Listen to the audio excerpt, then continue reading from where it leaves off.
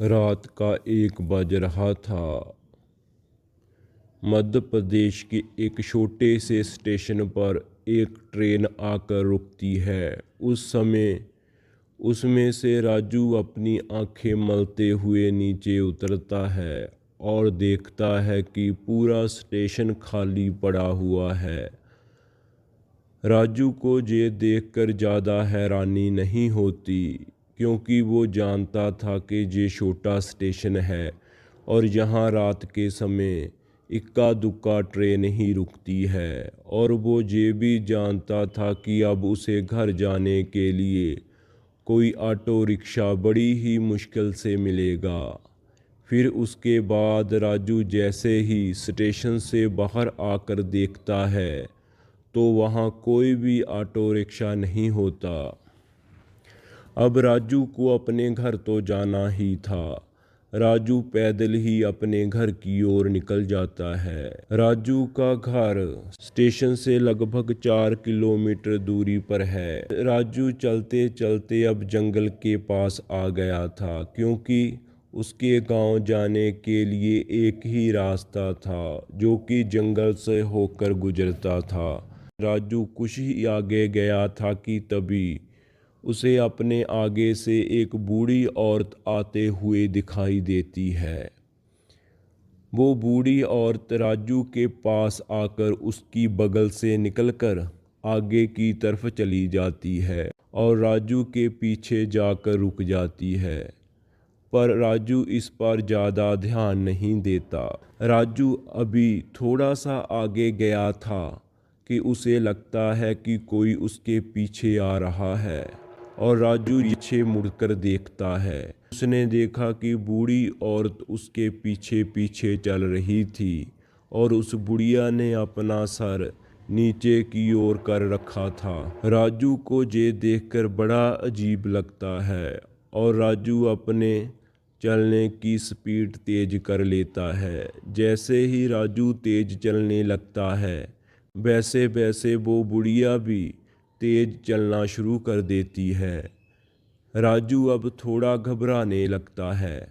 जैसे ही राजू भागने लगता है, वैसे ही वो बूढ़ी औरत भी उसके पीछे भागने लगती है।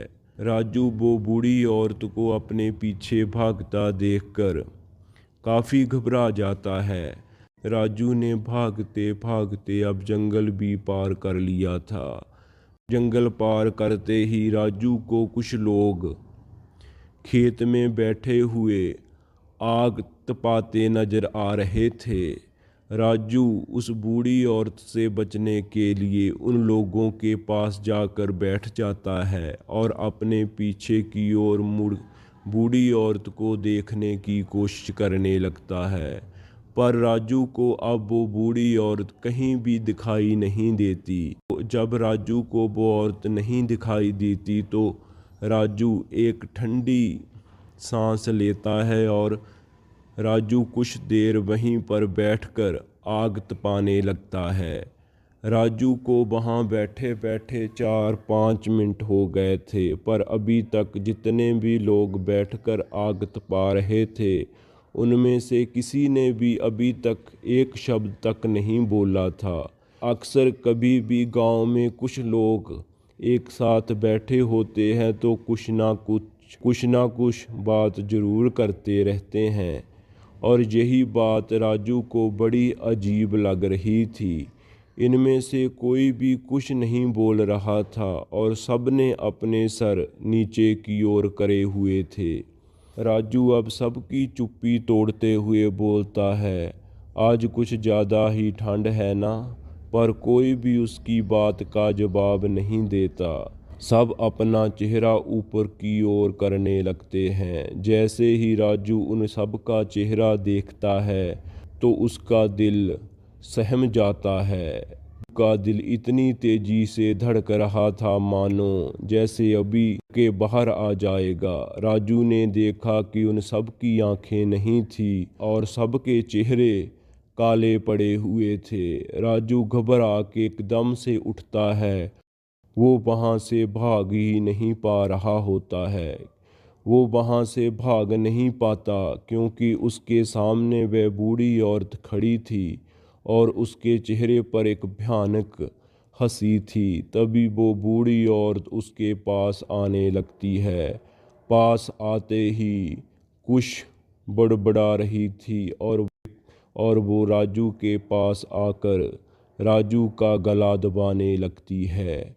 वैसे वो एक बूढ़ी औरत थी पर राजू उसे अपना गला नहीं छुड़ा पा रहा था। मानो उसके अंदर कई लोगों की जान आ गई हो। उसने राजू का गला इतनी जोर से दबा रखा था, देखते ही देखते राजू की आंखें बाहर निकल गई और वो भी उन सब के जैसे हो गया जो बैठकर आग तपा रहे थे। अब राजू भी उनमें से एक था।